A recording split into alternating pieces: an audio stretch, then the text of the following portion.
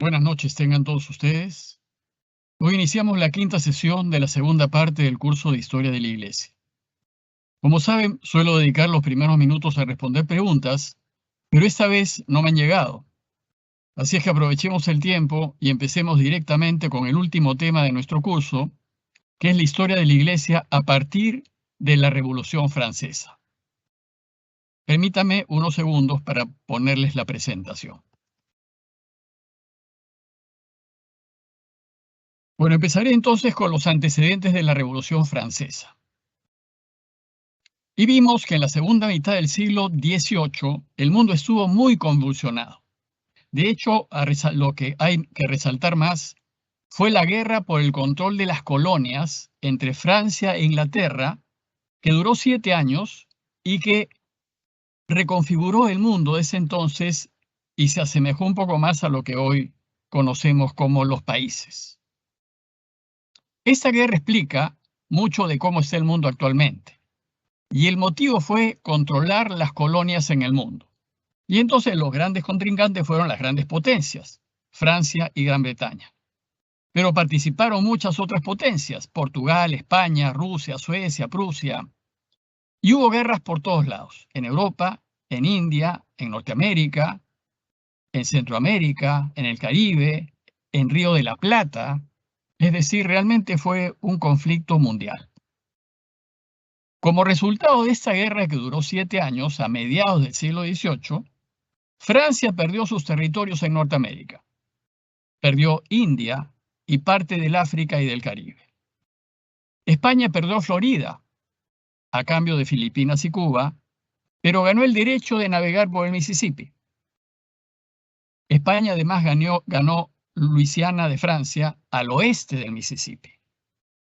Portugal ganó el norte de Uruguay y la colonia Sacramento, y Francia conservó sus derechos de pesca al norte en Terranova y conservó Haití. Por eso en Haití se habla francés, ¿no? Este es el mapa antes de la guerra.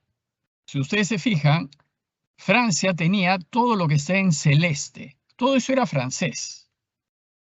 Los ingleses estaban limitados a la costa este de Estados Unidos, al sur estaba España y al oeste, ¿no? Con la guerra, Francia pierde todo este celeste y perdió también Florida a manos de los ingleses, e Inglaterra avanzó hasta la parte este del Mississippi. Fue un enorme desgaste económico para ambos países, y esta fue una de las causas que llevó a la independencia de los Estados Unidos en 1776. En Inglaterra, veamos brevemente la situación de los principales países. En Inglaterra se vivió la Revolución Industrial. En Francia, la situación política era cada vez más delicada. Y en la Iglesia, el papa que gobernaba era Pío VI, que fue elegido papa, digamos, estuvo durante la Revolución Francesa y terminó en realidad con Napoleón. Y condenó a este papa la Ilustración y las ideas modernas. Bueno, pues en Inglaterra hubo una revolución agrícola a causa de la Revolución Industrial. Se empezó a hacer intensivo el cultivo con nuevas máquinas, rotación cada 4 años. La gente se mudó a la ciudad a causa de la Revolución Industrial. Entonces se empezó a dar el crecimiento demográfico, pero a consecuencia de mucha pobreza y descontento. Hubo cambios tecnológicos, financieros, comerciales y de relaciones laborales. Se inventó en esta época la máquina a vapor, que más tarde pues se concretará en el desarrollo de los ferrocarriles. Y se realizaron otros inventos en el campo textil a causa de la Revolución Industrial. En Francia la cosa era más complicada, porque había muchas desigualdades sociales. La nobleza y el clero tenían todos los privilegios y el pueblo no tenía nada. Era, como vimos en la sesión pasada, era una monarquía absoluta donde el rey, como vimos con Luis XIV, el Estado soy yo, y el rey decidía absolutamente todo. La burguesía, que era la clase que estaba creciendo en las ciudades, estaba marginada políticamente, no tenía ni una palabra que decir a cómo iban las cosas.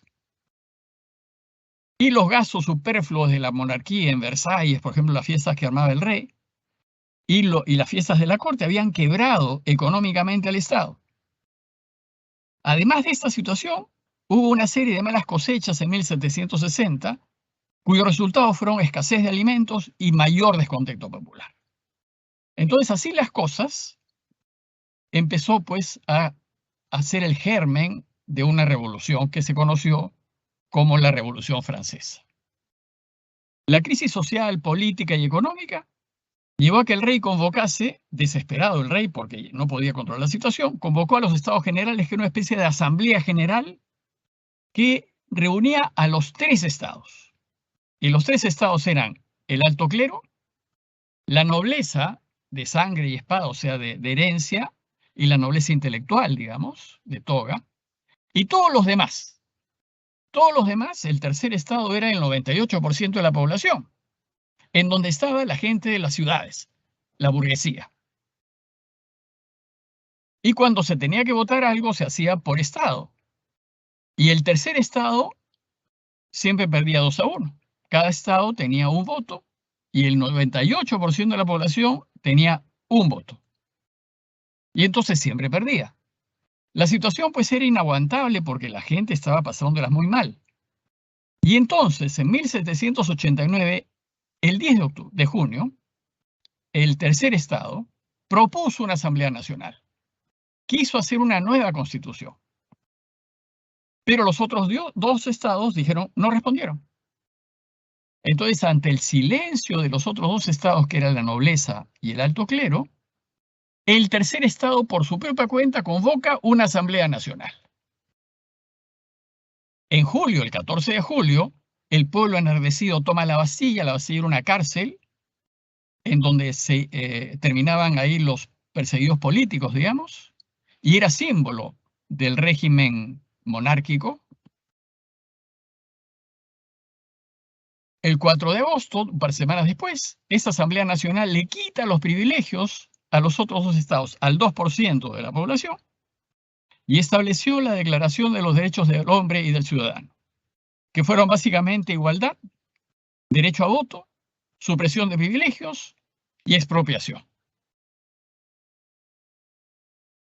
Un par de años después, en 1791, la Asamblea Nacional presenta la nueva Constitución al rey y la propone como una monarquía. O sea, no querían echar al rey en realidad. Lo que querían era reformar las cosas para que pudiese mejorar la situación del 98% de la población. Y entonces presionan a Luis XVI a que la promulgue. Pero el rey, en lugar de promulgarla, porque otra hubiera sido la historia, busca la ayuda de sus parientes en Austria, del emperador de Austria y Prusia. ¿Y Austria qué hace? Invade Francia para recuperarle el trono a Luis XVI.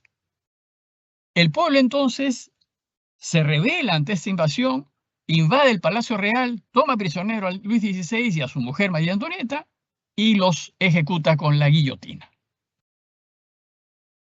En ese momento tan tenso, en 1793, los más radicales de la revolución, que eran los jacobinos, en donde estaba Robespierre y Danton, buscaron radicalizar la revolución.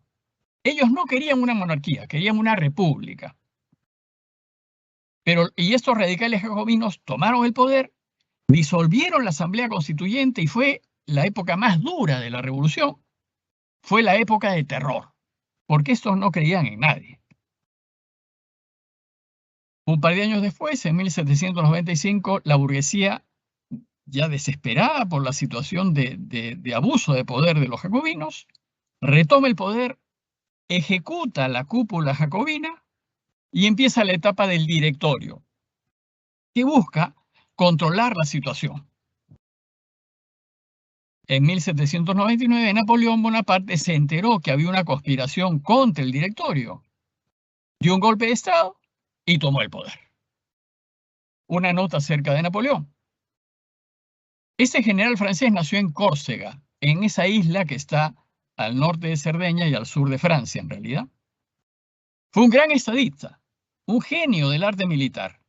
Estabilizó Francia y dominó Europa y elevó a Francia a su gloria.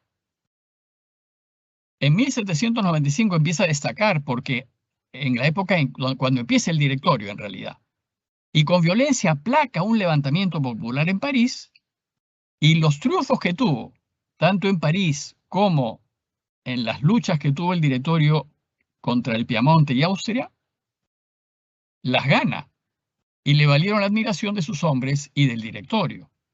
Entonces la fama de Napoleón empezó a crecer por sus triunfos, y el Directorio, temeroso del poder de Napoleón, lo hace general, pero para deshacerse de él, para que no sea un estorbo, lo envía a Egipto.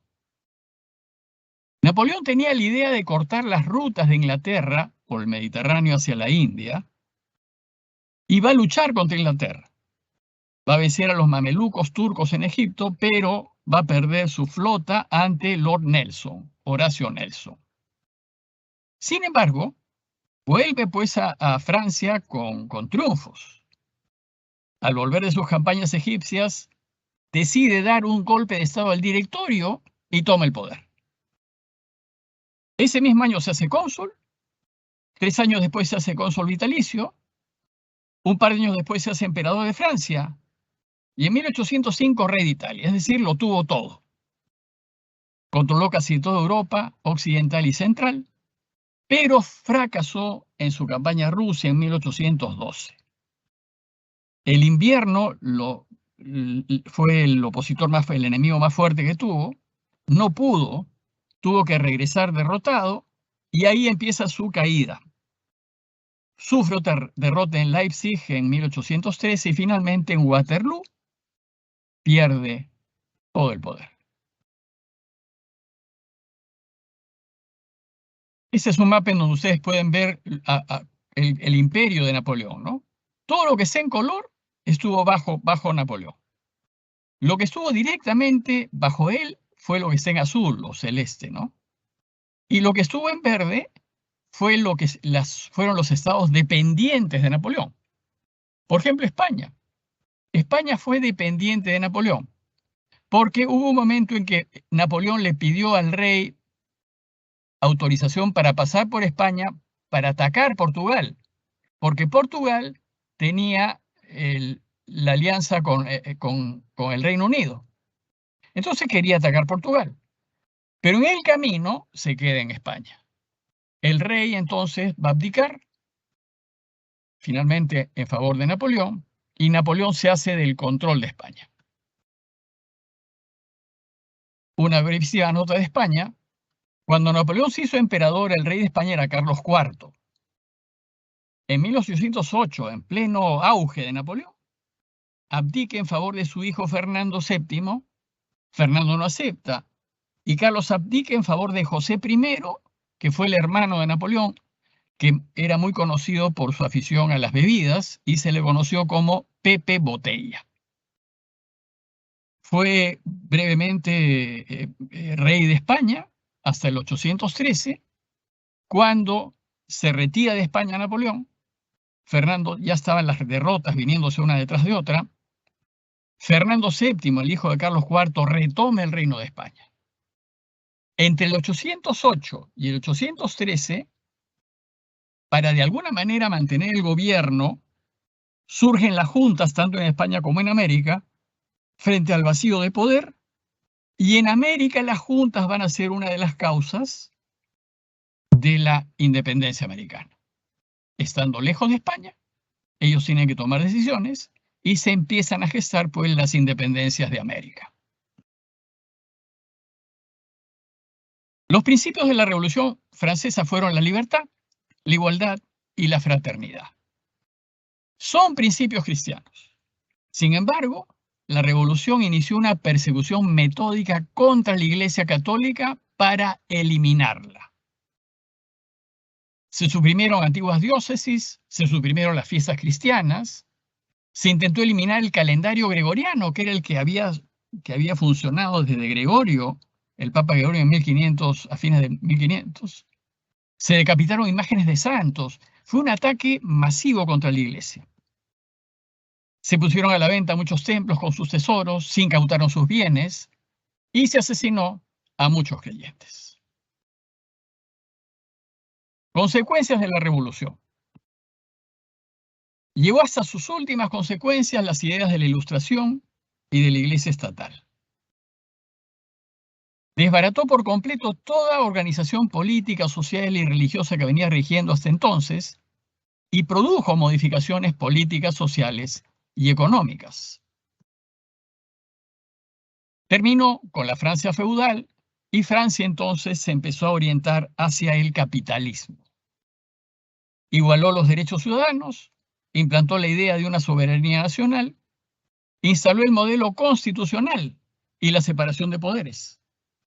Durante la revolución se establece el sistema métrico, que finalmente el mundo entero lo usa, salvo algunos países que usan todavía el sistema inglés, por ejemplo, pero para cuestiones de ciencia usan el sistema métrico, ¿no? Creó su propio calendario. Los franceses crean su propio calendario porque habían echado abajo el calendario gregoriano y le ponen un nombre a cada uno de los meses. Por ejemplo, vendimiano, brumario, frimario, nivoso, piuvoso. Todos estos nombres tienen que ver con el clima y con las épocas de las cosechas. Fue inspiración para movimientos revolucionarios e independentistas en el mundo entero. ¿Qué pasó en la época republicana? Después de la Revolución Francesa había una época de recuperación de la religión. Pasado pues este vendaval que fue realmente desastroso y que prácticamente quiso eliminar la iglesia, pero no pudo, la gente se da cuenta que la religión es insustituible. Y entonces la iglesia vuelve a hacerse necesaria. De esta nueva actitud nació el romanticismo, en reacción a la Ilustración, y en el romanticismo priman los sentimientos. Algunos exponentes del romanticismo son Beethoven, Liszt, Chopin, Goya, Baudelaire, son como personajes importantes del estilo del romanticismo que era afectivo, sentimental, la belleza, los sentidos, etc. A nivel de estudios bíblicos se produjo también una revolución muy importante que cambió absolutamente todo y que hasta ahora todavía recién estamos tratando de asumirla. ¿Qué fue lo que pasó? A fines del siglo XVIII, un tal Hermann Reimarus tuvo la tesis de afirmar que el Jesús histórico es distinto que el Jesús de los evangelios. O sea, una cosa es el Jesús que vivió en esa histórica menor por este mundo, y otra cosa es el Cristo de la fe que nos presentan los evangelios. Y entonces ahí aparece la idea de que los evangelios no son biografías. Los evangelios nos presentan al Cristo de la fe, pero no nos presentan al Jesús histórico. El gran error actual es querer buscar al Jesús histórico en los evangelios y no están hechos para eso. Bueno, pues esto sucedió hace más de 200 años. Y ahora cuando en mis cursos digo que los evangelios no son una biografía, la gente como que se asusta. Bueno, esto hace más de 200 años que se dijo. Bueno, a la iglesia le costó trabajo aceptarlo. Y hubo como movimientos pendulares, ¿no? A decir, bueno, si efectivamente no se puede decir nada de Jesús, entonces no se puede decir nada. Ese fue un extremo, ¿no? El péndulo volvió al otro extremo y dice, no, hay cosas que se pueden decir a pesar de que no son biografías, se pueden decir cosas de Jesús.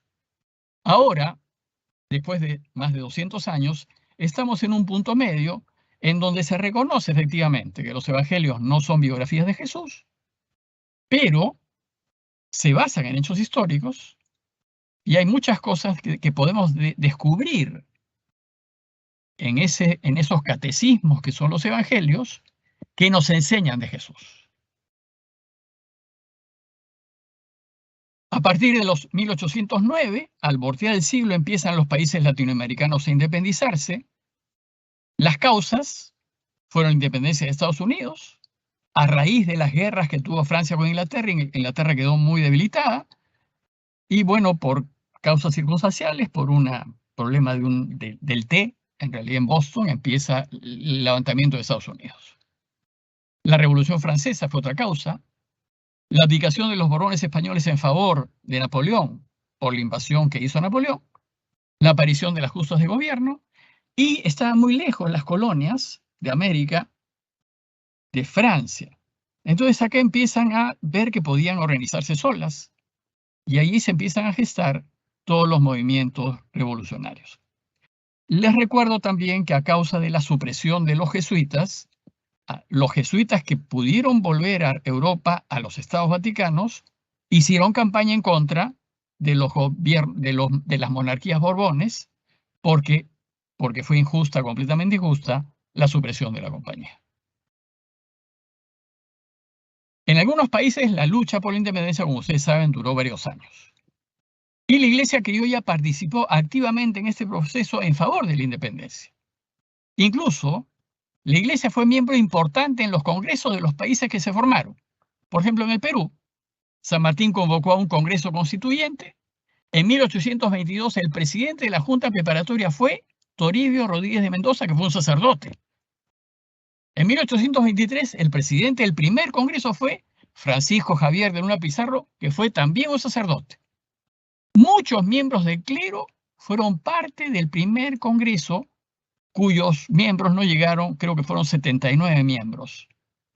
Pero una parte importante, tal vez un tercio, fueron miembros del clero. Las nuevas repúblicas que se formaron se encontraron con una iglesia que se fraguó en la colonia y que en América ya tenía 300 años de antigüedad. Durante la colonia, la iglesia en el Perú se había organizado. Ya vimos en la sesión pasada cómo se había establecido a través de las doctrinas que se habían hecho parroquias y se fueron convirtiendo pues en no solo parroquias, sino en pueblos y en ciudades. Se multiplicaron los centros de vida religiosa, se fundaron casas de retiro, de beneficencia, de reclusión, y la fe, con sus propios matices, fue penetrando en el corazón de los habitantes americanos en general.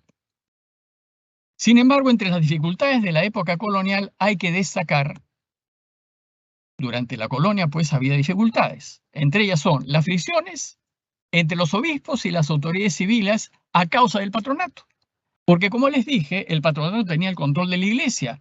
El patronato decidía lo que tenía que hacer la iglesia. Y eso produjo muchas fricciones entre los obispos que tenían sus propios proyectos y las autoridades civiles que no querían hacer lo que la iglesia quería, sino lo que el rey quería. Hubo una escasa relación con Roma porque no había una directa, había que pasar por el patronato, no era posible la comunicación directa por Roma. Una parte del clero observa muy poco la castidad clerical. Incluso lo podemos ver ahora en muchos lugares de la sierra. Los curas de los pueblos tienen pues hijos, ¿no? O sea, no les entró esto. Con las nuevas repúblicas empieza una preocupación por los ingresos económicos, porque claro, antes el patronato subvencionaba a toda la iglesia, pero una vez que se independizan, la iglesia se queda sin recursos. En la iglesia había principalmente religiosos. Estaban los agustinos, los franciscanos, los dominicos y los jesuitas, y era dependiente del patronato. Entonces, con la independencia, con mucho esfuerzo, la iglesia empieza a dejar de ser habían diocesanos, ¿no? Pero era mayoritariamente religiosa. Entonces hay un gran esfuerzo para convertir a la iglesia en principalmente diocesana. Cosa totalmente opuesta a, por ejemplo, Europa. En Europa, la gran mayoría de la iglesia es diocesana. Los religiosos son un apoyo a la iglesia diocesana. La iglesia de Pedro, en los orígenes, era diocesana. Los grupos religiosos aparecen tardíamente, como apoyo. Pero acá, en América, los que vienen primero son los religiosos. Y los que tienen toda la entrada en el patronato son los religiosos. Entonces, se creció muy poco la iglesia diocesana. Y aún ahora es, digamos, bastante débil, ¿no? Y poco a poco, pues, la Iglesia se va haciendo más independiente del Estado. En algunos países más adelante, especialmente en el siglo XX, se firmarán tratados especiales con la Santa Sede llamados concordatos. Pío VII, una gran figura de fines del siglo XVIII y comienzos del XIX. Es elegido en 1800. Su secretario de Estado fue el cardenal Ercole Consalvi, un extraordinario secretario que, trabajando con el Papa, realmente hicieron una labor formidable. Pío VII fue un italiano abierto a las ideas de la Ilustración. De hecho, leía la enciclopedia, pero tenía sólidos principios cristianos. Y el hecho de leer la enciclopedia ponía nerviosos a una serie de monárquicos, ¿no?, que consideraban la enciclopedia y la Ilustración como el verdadero demonio. Bueno, pues fue elegido con el disgusto de Francisco II, emperador de Austria, porque lo consideraba demasiado demócrata, imagínense. Tuvo dos periodos, primero durante la época de Napoleón, en donde tuvo que lidiar con Napoleón, y después, una vez que Napoleón cae, su segundo periodo ya fue sin Napoleón. Inició las negociaciones para un concordato con Napoleón, porque durante la Revolución Francesa la Iglesia había quedado diezmada completamente. Y Napoleón lo que quería era tener el apoyo de los católicos para no tener luchas internas. Entonces busca un concordato con el Papa para que la Iglesia Católica apoye a Napoleón. Se firmó en 1801. La Iglesia, al firmar ese concordato, en realidad perdió todo lo que tenía, excepto templos y conventos. Fue lo único que les quedó.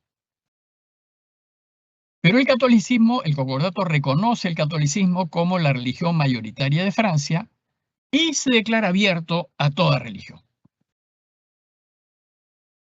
Se abolió la Iglesia Gallicana. La Iglesia Gallicana era un grupo católico, pero afrancesado, que le gustaba estar independiente de Roma. Ellos preferían gobernar por concilios y no con el Papa. Estaba sometida al Estado. Con Napoleón se elimina la Iglesia Gallicana. Entonces se reorganiza el episcopado y fue un nuevo inicio. Y la Iglesia francesa se empieza a orientar hacia Roma. En 1804 el Senado francés proclamó a Napoleón emperador de los franceses. Entonces lo invitó al Papa para su coronación. El problema es que cuando llegó el Papa a París fue recibido demasiado bien por la gente y eso molestó a Napoleón, que se creía pues un dios.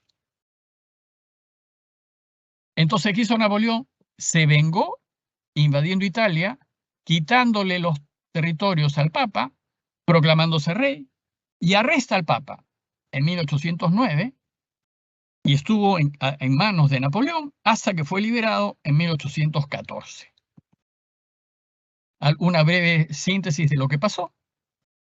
En el 97 los franceses invadieron Italia, detuvieron a Pío VI y lo deportaron a Francia. En Francia murió, pero en Venecia, que era un estado independiente en realidad, eligen a Pío VII.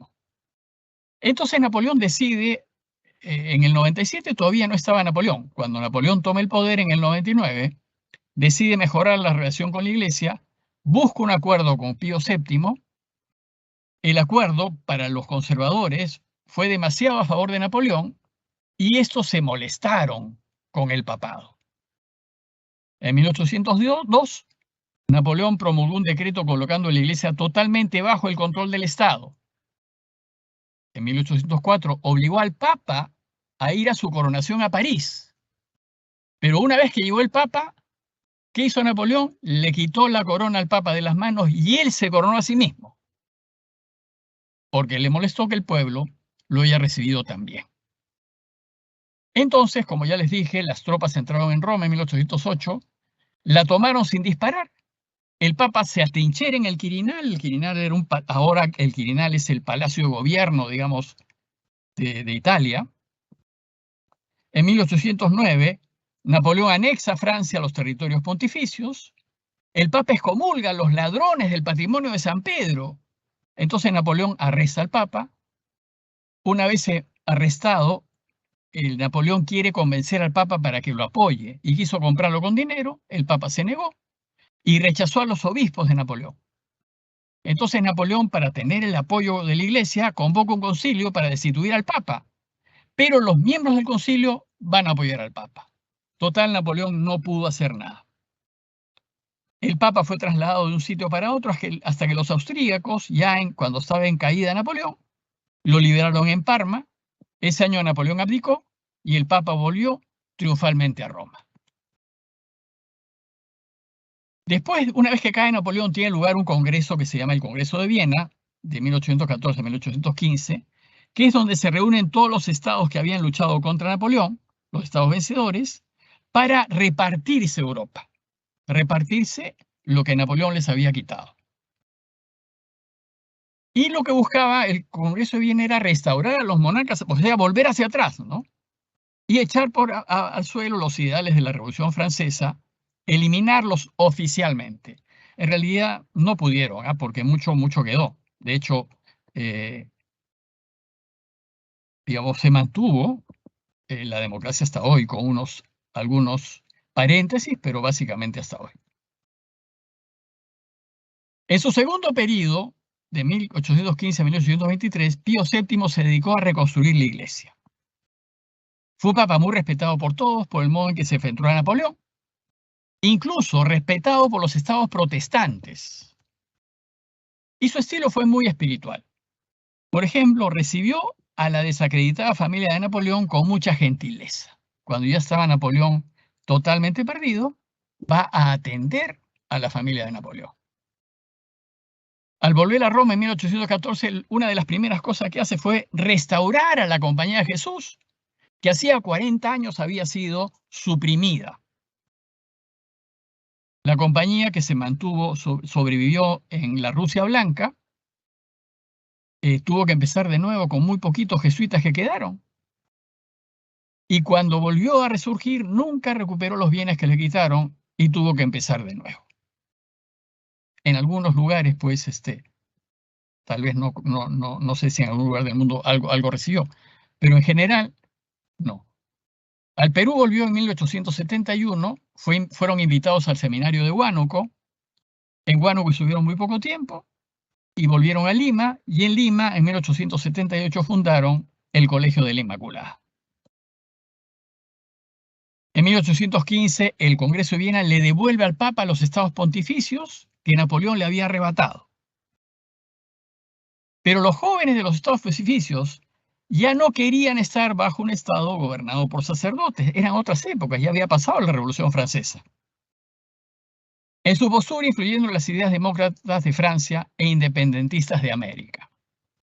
Consalvi, el secretario de Estado, quiso hacer reformas para mejorar la situación, pero ya no había vuelta atrás. Los habitantes de los estados pontificios ya no querían estar bajo el Papa. A la muerte de Pío VII, en 1823, la autoridad y prestigio de la Santa Sede había sido restaurado.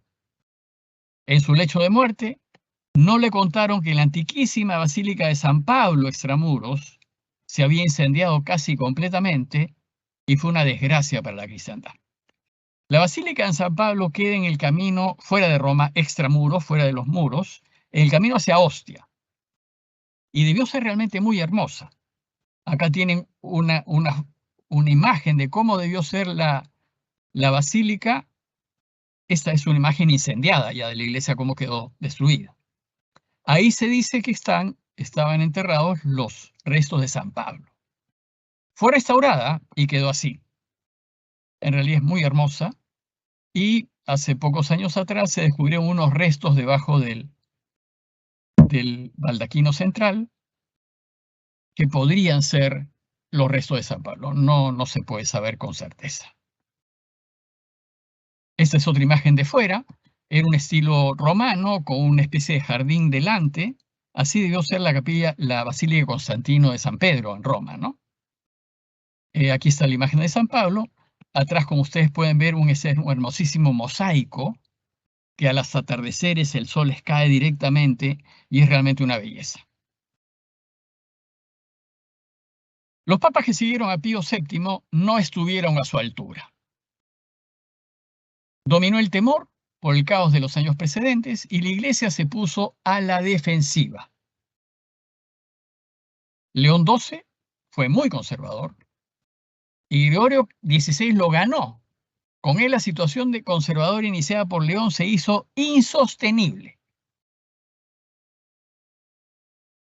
La Iglesia va a retomar de alguna manera su camino hacia adelante con el Papa Pío IX o Pío IX, que fue un liberal moderado y que gobernó la Iglesia durante 32 años. Con León XII apareció una corriente conservadora de vuelta atrás. Sus propuestas se vieron como puritanismos ridículos que produjeron reacciones en contra. Volvió a encerrar a los judíos en guetos, imagínense. Desmanteló algunas reformas de Consalvi hechas en favor de los habitantes de los estados pontificios, lo que creó un clima de animadversión de los estados pontificios en contra de la Iglesia. Aquí ya se empieza a gestar la unificación de Italia. Gregorio XVI, por su parte, se opuso a las ideas liberales y encerró a la Iglesia para protegerla de la contaminación externa. Prohibió el ferrocarril en los estados pontificios por considerarlo diabólico. Es decir, no hubo ferrocarril hasta muchos años después. Estalló una revolución en Bolonia contra los estados pontificios. Entonces pide ayuda a Austria y a Francia para sofocar la invasión. Y el Risorgimento, que es el movimiento de unificación italiana, empezó a cobrar fuerza.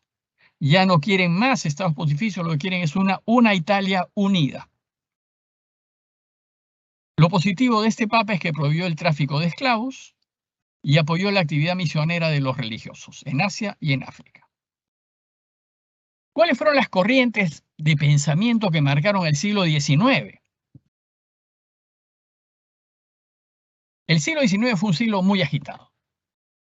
Después de la invasión napoleónica, el Congreso de Viena quiso reorganizar Europa con nuevas fronteras.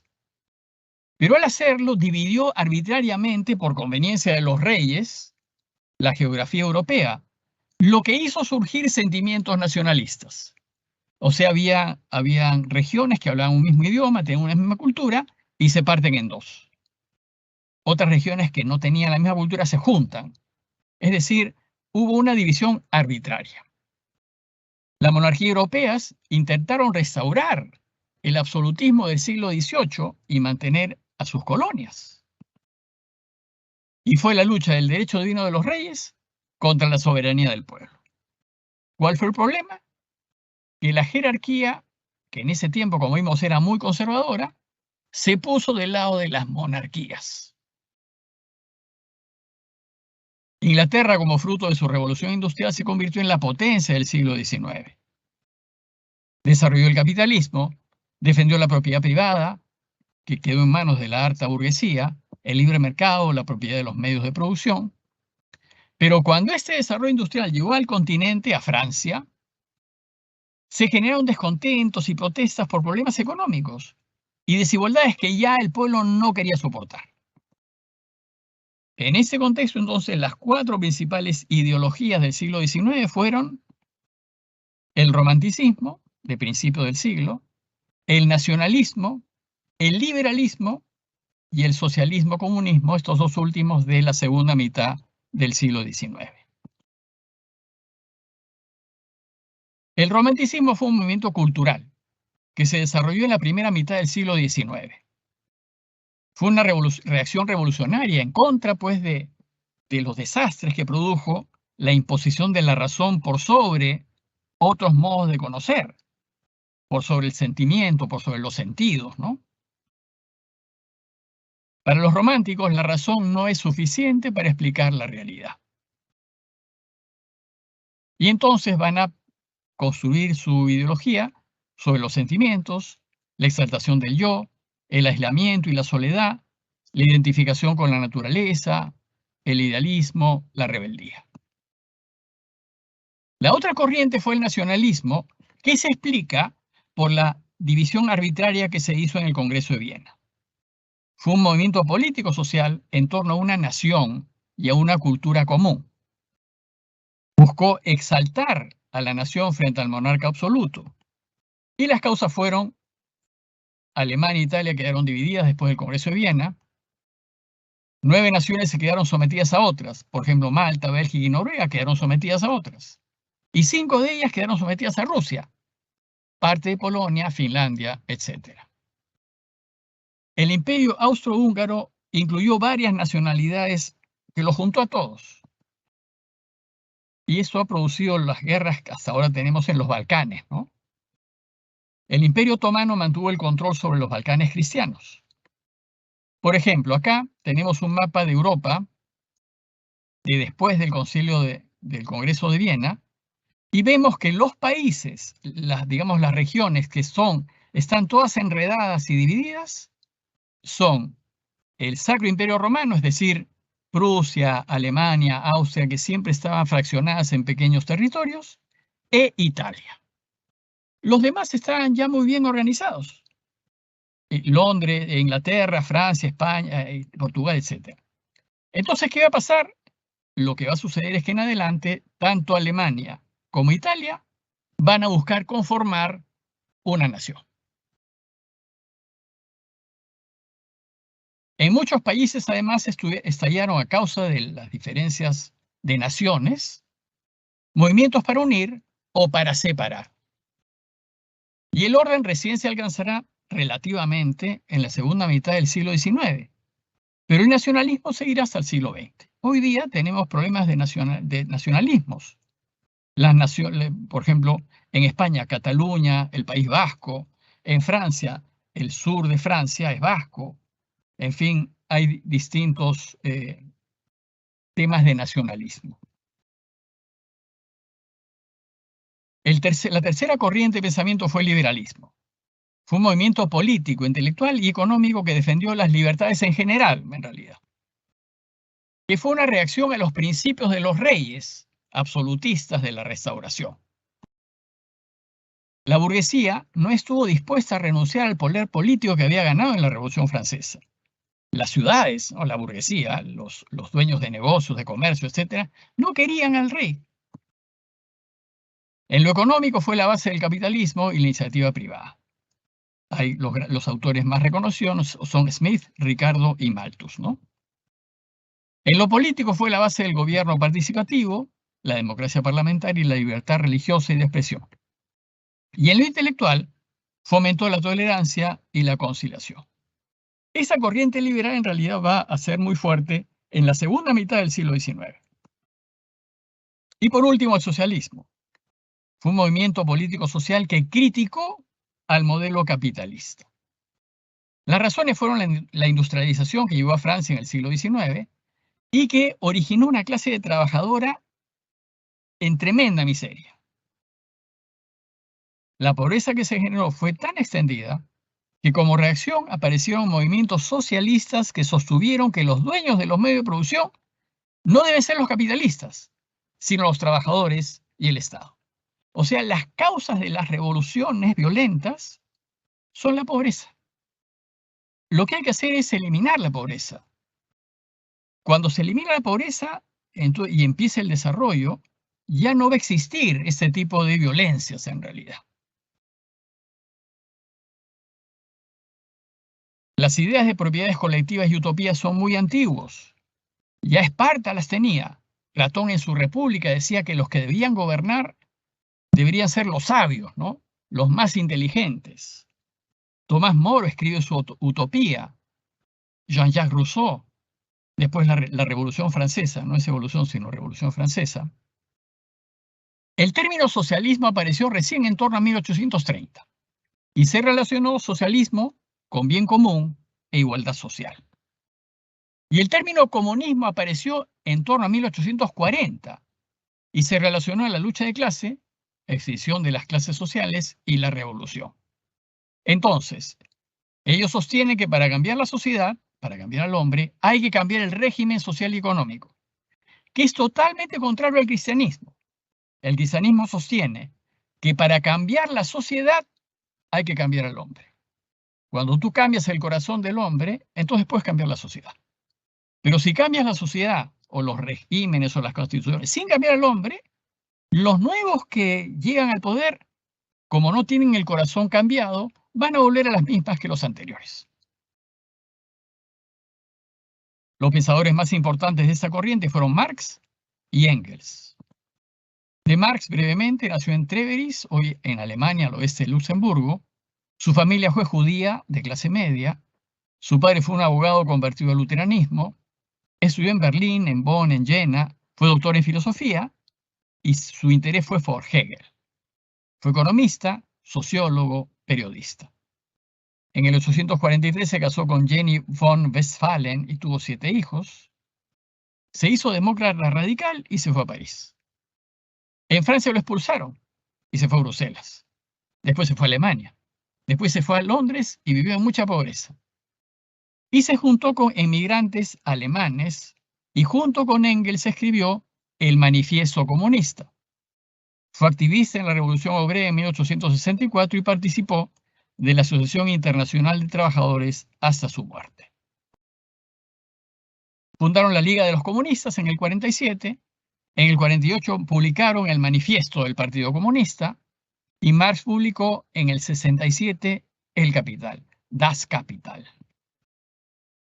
Sus ideas marcaron la historia en el siglo XX en países como Rusia, China, Corea del Norte, Vietnam del Norte, Camboya. Muchos de ellos ya no existen. Una nota acerca de Prusia, porque como les dije, las dos regiones de Europa que estaban divididas eran Alemania e Italia.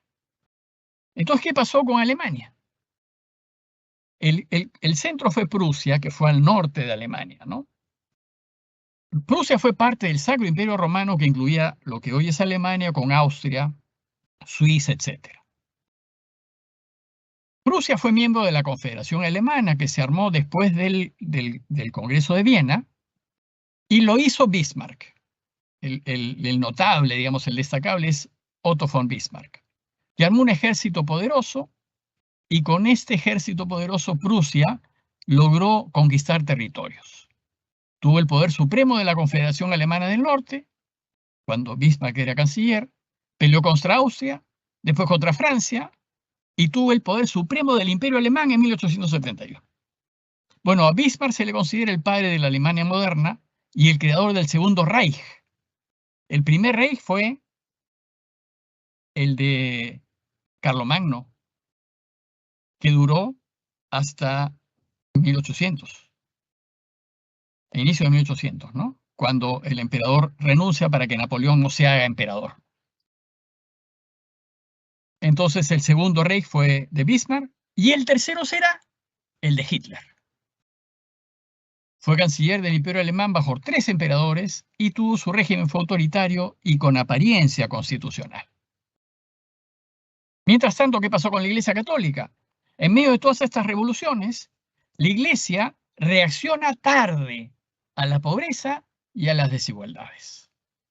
Porque su preocupación era que estaba perdiendo todos los estados pontificios. O sea, el movimiento de unificación italiana hizo que la Iglesia, en lugar de procurar dedicar sus fuerzas a la Iglesia misma, se preocupe de no perder los territorios que tenía. Lo que hizo fue fundar obras de caridad, denunciar la explotación del trabajador, y en 1891, o sea, muy tarde, León XIII, preocupado por el problema social, promulga la encíclica Rerum Novarum, que trata de la condición de los obreros, del salario justo y de sus derechos a organizarse. ¿Qué pasó con la Iglesia en la segunda mitad del siglo XIX? Desde mediados del siglo XIX se inició una nueva época de hostilidad general contra la Iglesia. La pasó muy mal, en realidad, en la segunda mitad del siglo XIX. Porque aparece una cultura profana y mundana, separada de la Iglesia y del cristianismo. Los temas que dominaron en ese tiempo fueron las relaciones de Iglesia y Estado.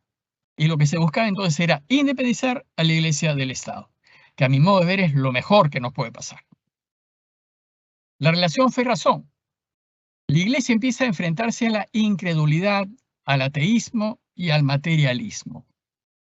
Y surgen movimientos anticlericales y anticristianos frente a una Iglesia que efectivamente durante la primera mitad del siglo XIX fue sumamente conservadora e impositiva.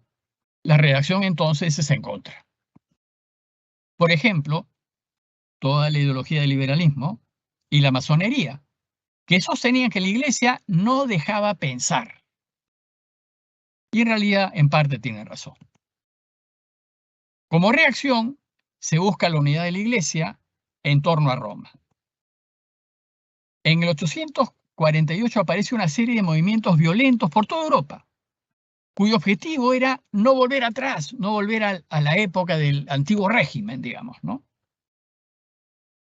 Acá hay un mapa a la derecha donde pueden ver todos esos fuegos, son movimientos de levantamiento en realidad contra el antiguo régimen que básicamente se centran en Italia y en lo que es Alemania, ¿no? O el Imperio o Austria.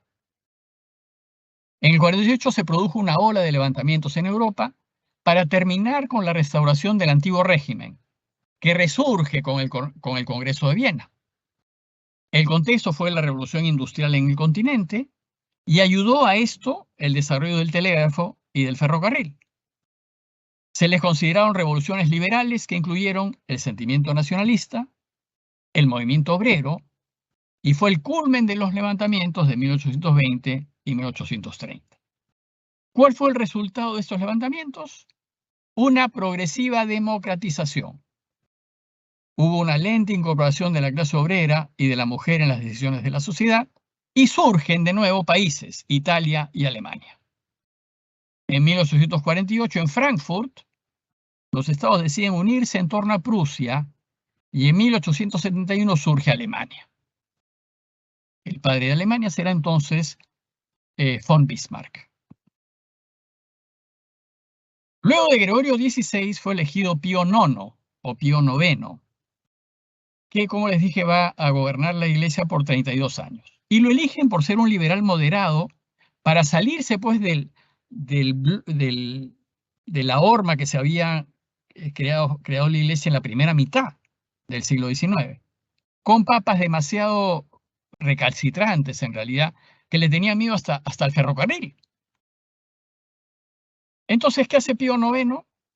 Decreta una amnistía y libera a todos los que Gregorio XVI había arrestado. Desmantela el gueto de Roma, instala luz a gas, y planea la introducción del ferrocarril, que se va a llevar a cabo más adelante. Hoy el Vaticano tiene un ferrocarril propio, que va desde el puerto de Ostia, en realidad, hasta dentro del Vaticano, porque el Vaticano es un estado independiente. Entonces tiene su propio ferrocarril para las importaciones que hace, básicamente, ¿no? Pero, ¿cuál fue el problema del Pío IX? Se niega a apoyar una guerra para echar a los austríacos de los estados pontificios. O sea, todavía quiere mantener a toda costa los estados pontificios. Y entonces no los quiere echar a los austríacos. El resultado es que los habitantes de los estados pontificios se vuelven en contra del Papa. Y el Papa tiene que huir de Roma y los romanos proclaman la República. Los franceses enviaron tropas para defender al Papa y Pío IX regresa a Roma, pero con protección de Francia. Pero ya llega cambiado, porque esto no se lo esperaba, y entonces la experiencia vivida lo lleva a rechazar toda idea liberal, se asusta, ¿no? Y inicia una política más bien represiva. En el siglo XIX se fundaron muchas congregaciones religiosas nuevas. Hubo realmente una explosión de congregaciones religiosas. Se dice que se fundaron más de 400. Expresión de la religiosidad, expresión religiosa y revolucionaria y liberal. Por ejemplo, en educación están los marianistas, la religiosa del Sagrado Corazón, los salesianos, los maristas, las teresianas, las esclavas del Sagrado Corazón. En las misiones están los combonianos, los claretianos, los padres blancos. Las congregaciones asistenciales están las Hermanas de Santa Ana, las Siervas de María, y muchas otras congregaciones, las de los Sagrados Corazones, las Hermanas de Nuestra Señora, etc.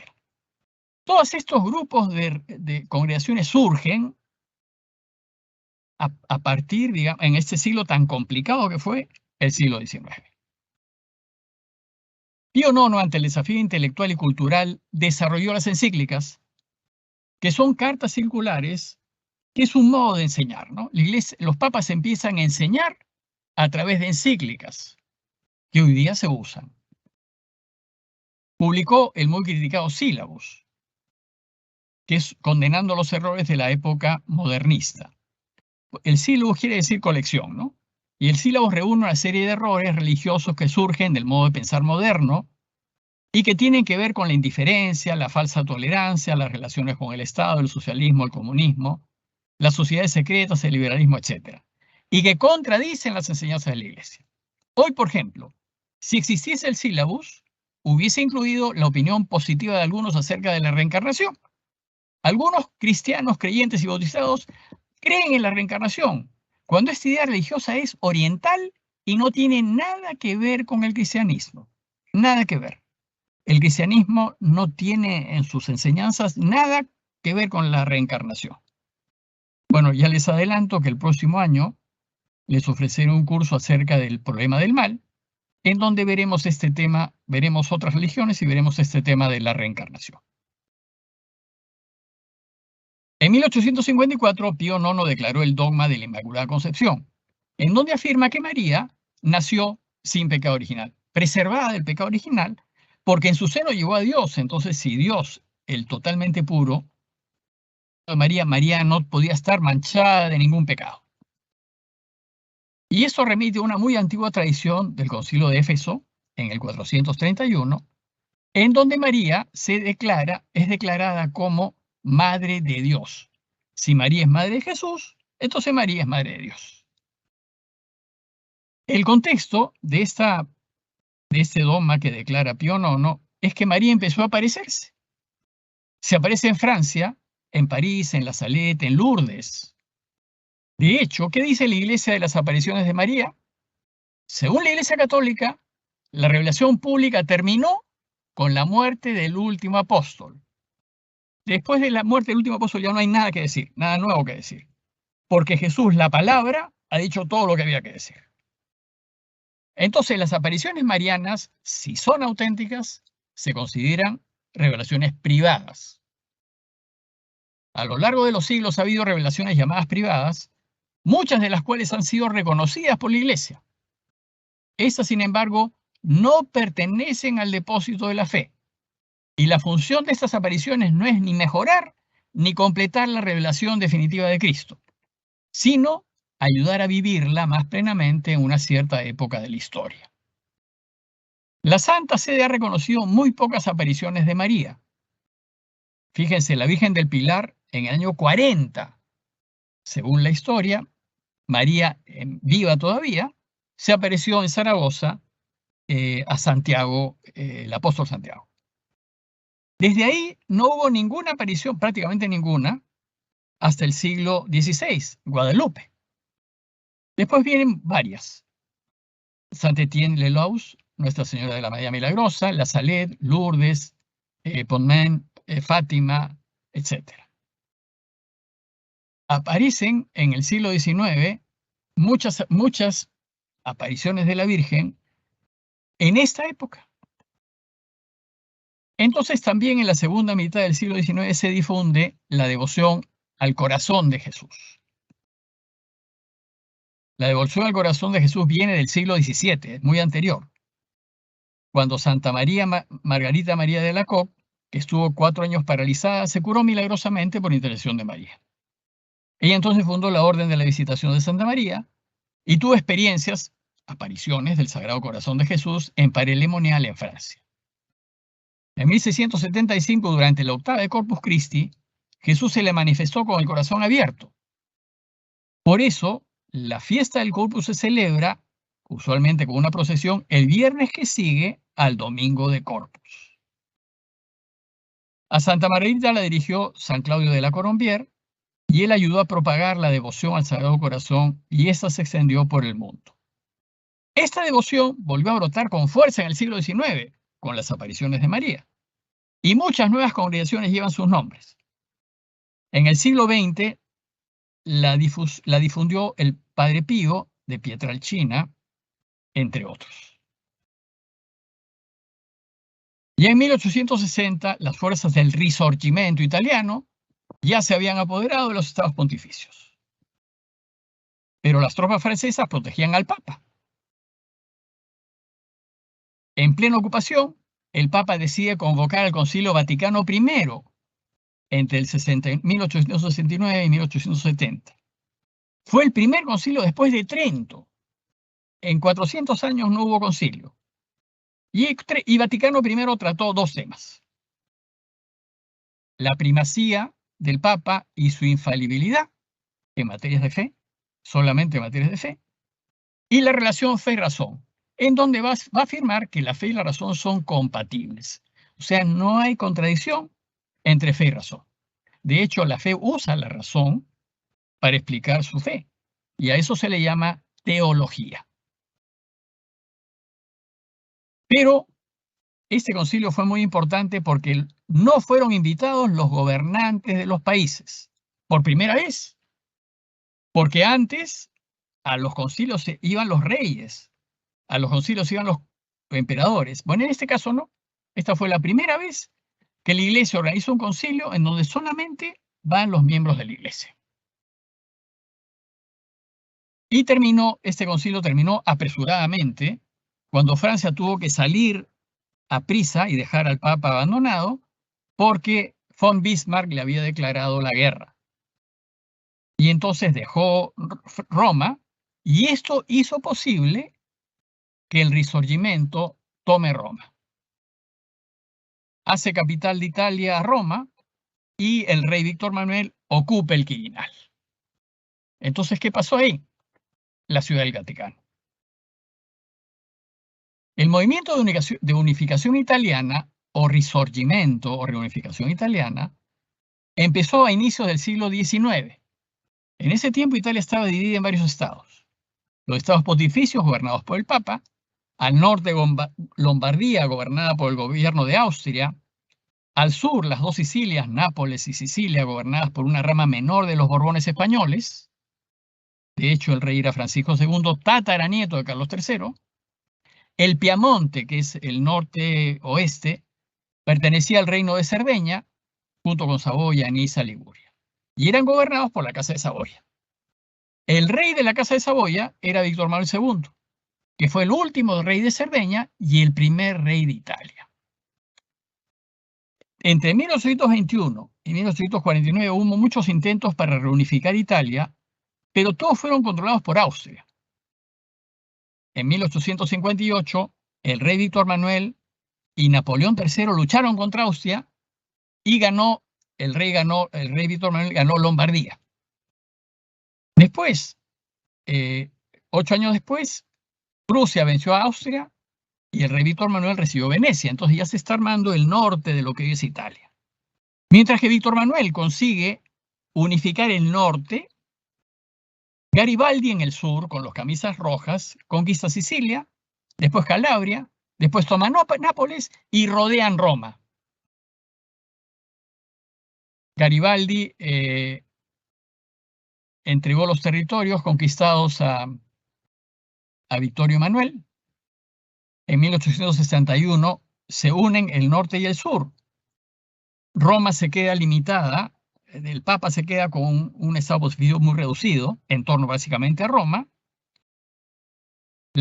y se proclama rey de Italia, el rey Víctor Manuel. Pero no podía ser más porque los franceses estaban custodiando al Papa. Pero como los franceses tuvieron que ir por la guerra con Prusia, apenas se fueron, en 1870, las tropas del norte y sur ocuparon los estados vaticanos y Roma.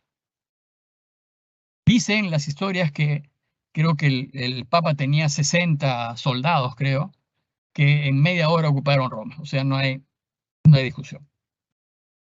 Después Italia se va a completar con la anexión de Trento y el Trieste. Bueno, pues el rey Humberto II, Vittorio Emanuel va a seguir gobernando Italia hasta la Segunda Guerra Mundial.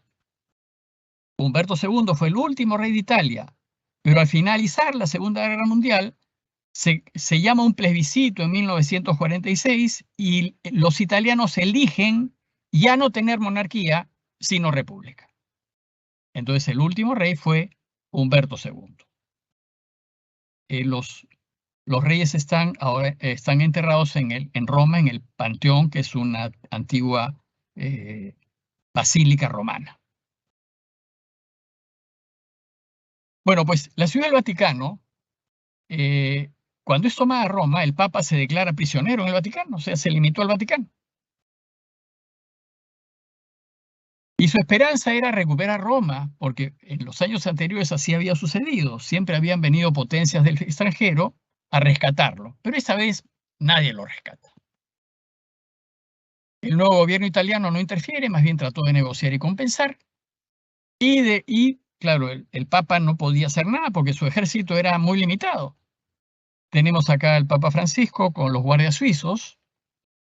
De hecho, los estados pontificios necesitaron protección a lo largo de la historia de un ejército y usaban la excomunión y a veces buscaban aliados para ganar en realidad, como fue con Enrique IV. Y León IX se decidió por un ejército propio, pero solo los reunía para campañas específicas. A partir de 1420 tuvo un ejército de mercenarios estable, pero en el siglo XVII el ejército fue reduciéndose y totalmente disuelto durante Napoleón, durante la Revolución Francesa. Se revivió en 1848, en este año tan conflictivo de estallidos por todos lados, para proteger los estados pontificios. Pero las tropas, en lugar de proteger al Papa, se pasan al servicio de la reunificación italiana. Entonces Napoleón III, que defendía al Papa, disuelve el ejército. Por última vez se revive para detener la unificación italiana, pero fue inútil. Los guardias suizos, que ahora los tenemos ahí en la imagen, fueron parte del ejército del Papa. Y actualmente es el ejército activo más pequeño del mundo. Tiene unos 130 guardias. Fueron creados en 1479 por Sixto IV. Con Julio II se instalaron en el Vaticano y los usaba el Papa como escolta y a veces en batalla, muy raras veces. Esta guardia suiza defiende al Papa cuando Carlos V toma Roma y la saquea en 1527. Y ahora se encargan de la seguridad del Estado Vaticano y su uniforme, el que usan desde inicios del siglo XX, está inspirado en Rafael. Algunos dijeron que Miguel Ángel, pero no, es Rafael, el gran pintor Rafael, que inspira la creación del uniforme de los guardias suizos.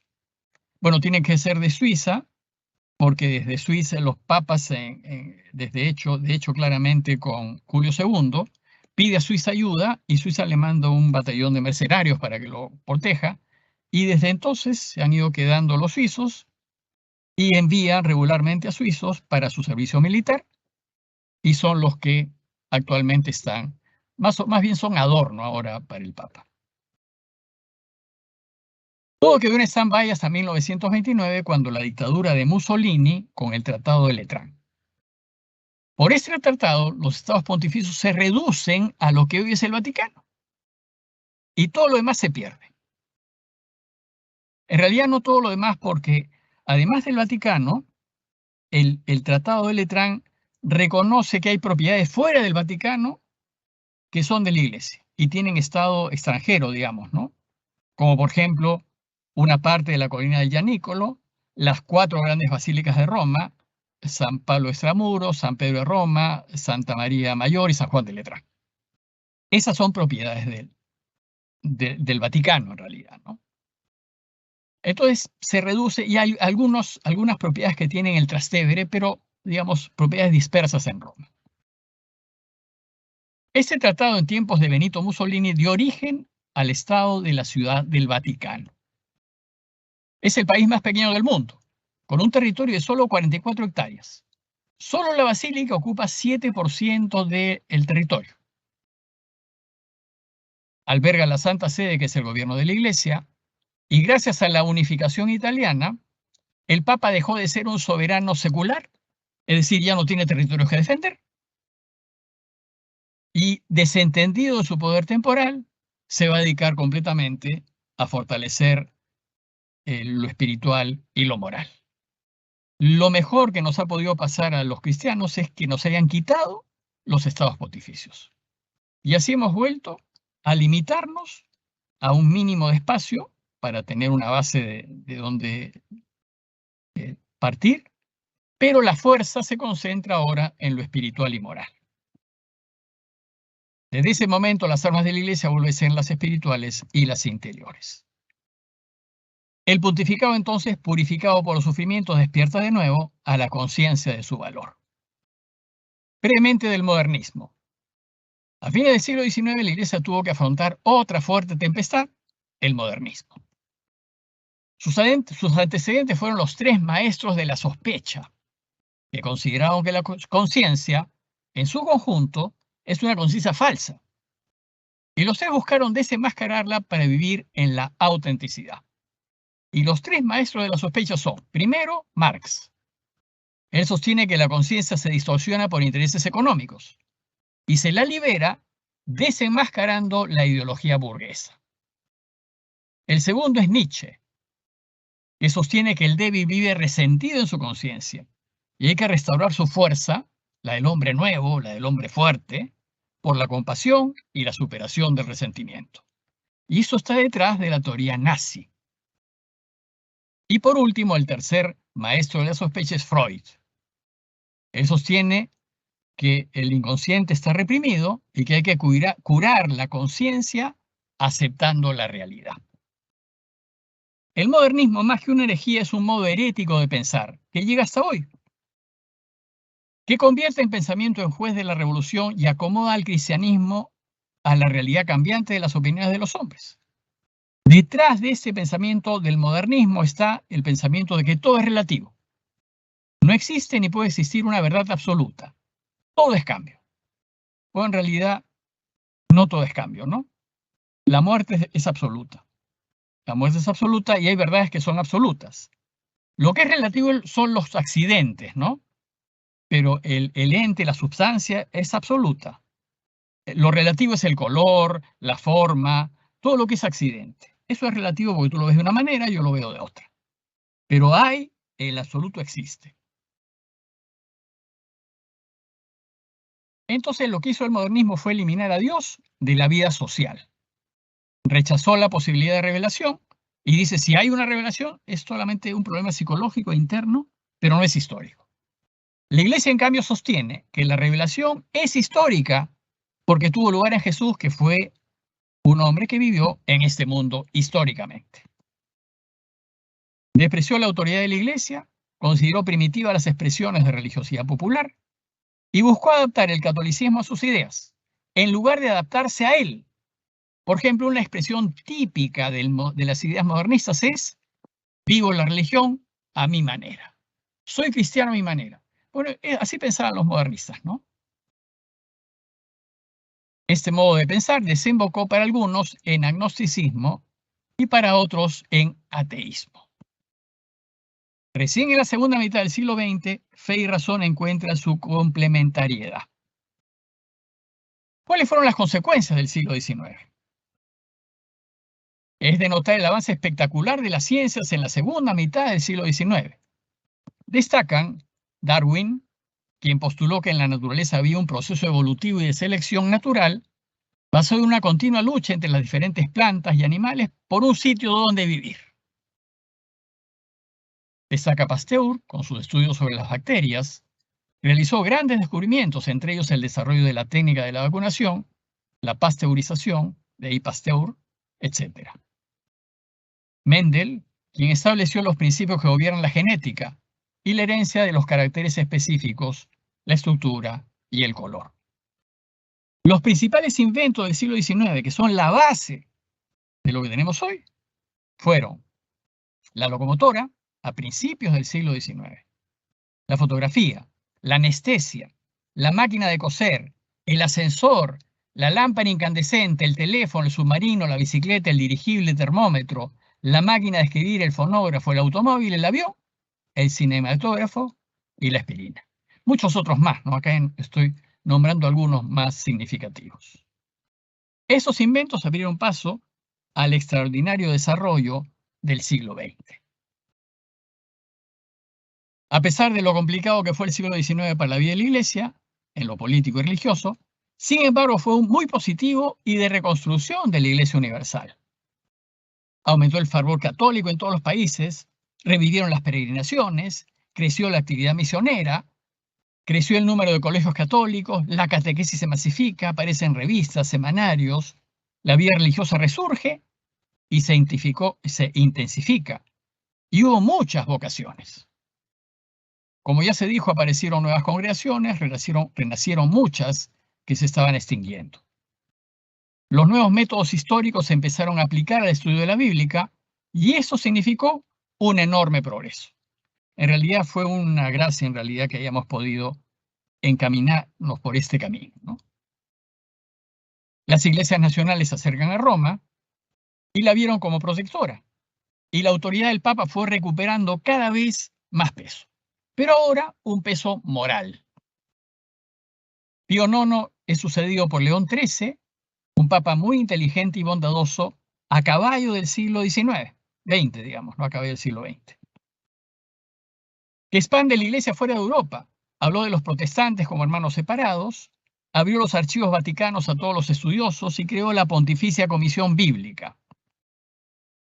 Y algo muy positivo es que Italia pudo nombrar obispos sin la injerencia del Estado.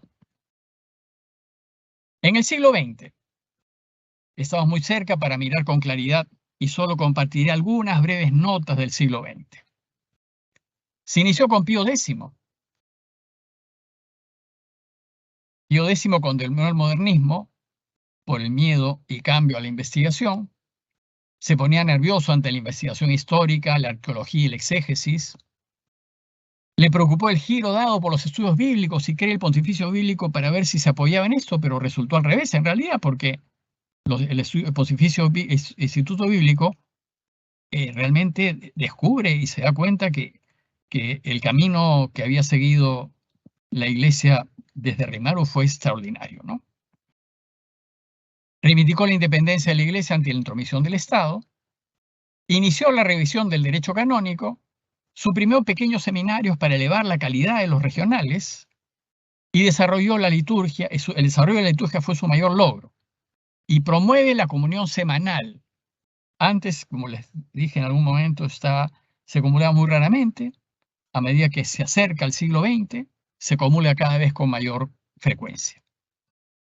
Puso las bases para la acción católica, raíces que se encuentran en la segunda mitad del siglo XIX. Benedicto XV. Ese fue un papa realmente brillante, inteligente, humano.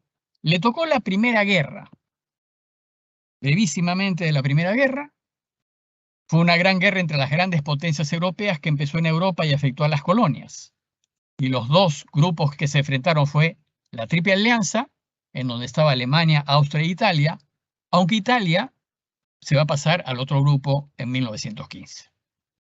Y el otro grupo era el Triple Entente, que estaban Francia, Inglaterra y Rusia. En 1917 Estados Unidos entra en el conflicto por temor al poderío bélico de Alemania. Y Rusia se sale por la Revolución Rusa que derrocó al régimen del zar. Además participaron otros reinos e imperios de ese tiempo. Especialmente subrayo el imperio austrohúngaro y el reino de Serbia, porque esta va a ser la causa, el motivo de la guerra. En realidad no es que esto fue la excusa, digamos, para la guerra.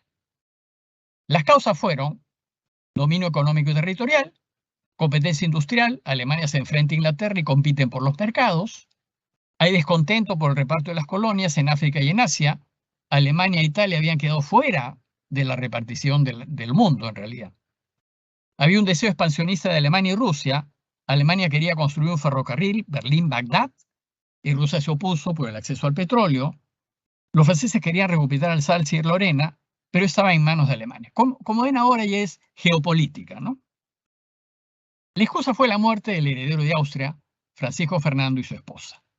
Lo matan en Bosnia, en el reino de Serbia, y entonces el imperio austrohúngaro le declara la guerra a Serbia. Y esto fue la causa de la Primera Guerra Mundial. Murieron 9 millones entre civiles y soldados y hubo 21 millones de heridos.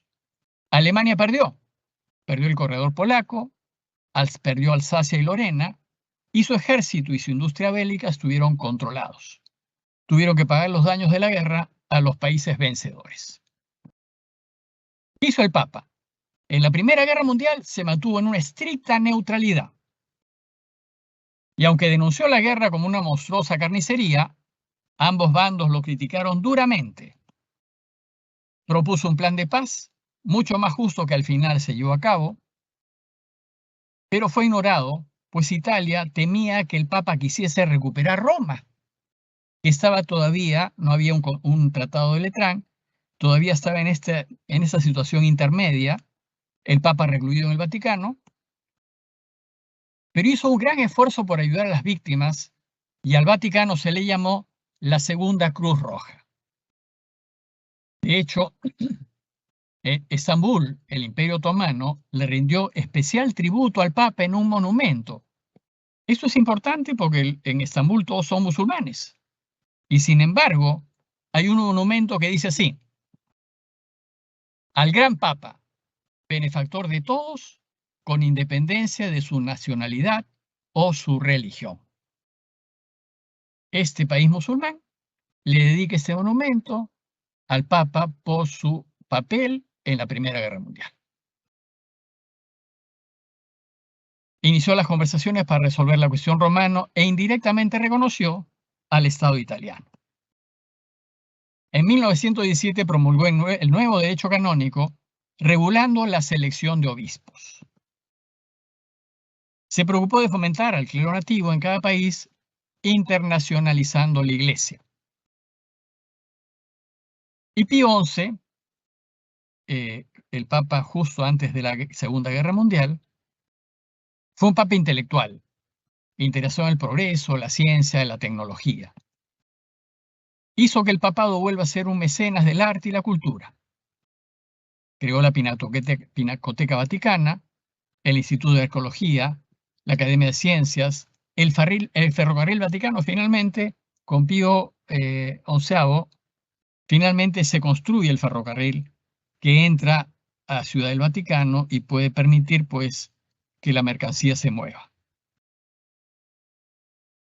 Creó el Observatorio Romano, el Diario Vaticano, creó la Radio Vaticana. De hecho, Marconi tiene su conversación, prueba pues su invención de las ondas de radio en lo que después llegó a ser la Radio Vaticana. Aumentó la presencia extranjera de cardenales y obispos en la Iglesia y fomentó la acción católica, que era un compromiso de laicado. Resolvió la cuestión romana, es decir, finalmente con Pío XI, finalmente se firma en 1929 con Mussolini el Pacto de Letrán. El Tratado de Letrán lo que hizo pues ya es pacificar las relaciones entre el Vaticano y el Estado romano y definir qué territorios de Roma eran del Vaticano y qué territorios de Roma no eran del Vaticano. Básicamente todo Roma no era, excepto algunos pequeños propiedades. Italia entonces reconoce la independencia del Estado Vaticano y se compromete a no interferir. Y el Vaticano renuncia a reivindicar para sí la ciudad de Roma. Bueno, pues ya estamos a punto de terminar. En realidad me falta la Segunda Guerra Mundial, pero como estamos ya sobre la hora y no me será posible poder tener una sesión adicional como les había sugerido, permítanme primero dejar de compartir. Bueno, como les dije, estamos sobre la hora y ha sido una sesión intensa. No me ha dado tiempo para ver todo lo que hubiese querido ver. Se me ha quedado en el tintero una pequeña presentación de la Iglesia de la Segunda Guerra Mundial, de la Iglesia en América Latina y los últimos años ya hacia inicios de este siglo. Pero pienso hacer un video adicional para colgarlo en el YouTube como una sesión sexta, digamos, aunque no la tengamos porque no podré el próximo lunes. Sí subiré ese último pequeño video que será bastante breve para que ustedes puedan aprovechar, bueno, puedan enterarse de los últimos decenios de la vida de la Iglesia. Bueno, pues les agradezco mucho su atención. El año que viene, y por esta época, como ya les adelanté, he pensado ofrecer otro breve curso acerca de el problema del mal. Y este curso busca responder a la pregunta, ¿por qué? Si Dios es bueno, hay mal en el mundo. Haré este curso comparando la respuesta cristiana con las respuestas de otras religiones. Y será ofrecido en esta misma época, digamos los lunes, empezando el primer lunes de junio. Bueno, pues y para terminar, deseo agradecer a todos ustedes el haberme acompañado a lo largo de estas 5 sesiones y agradecer de manera especial a quienes nos han apoyado con sus ayudas y donaciones. Que Dios los bendiga a todos y los recompense con abundancia. Y ahora les dejo en pantalla la información por si nos quieren seguir ayudando. De nuevo, pues muchas gracias a todos. Que Dios los siga acompañando. Buenas noches.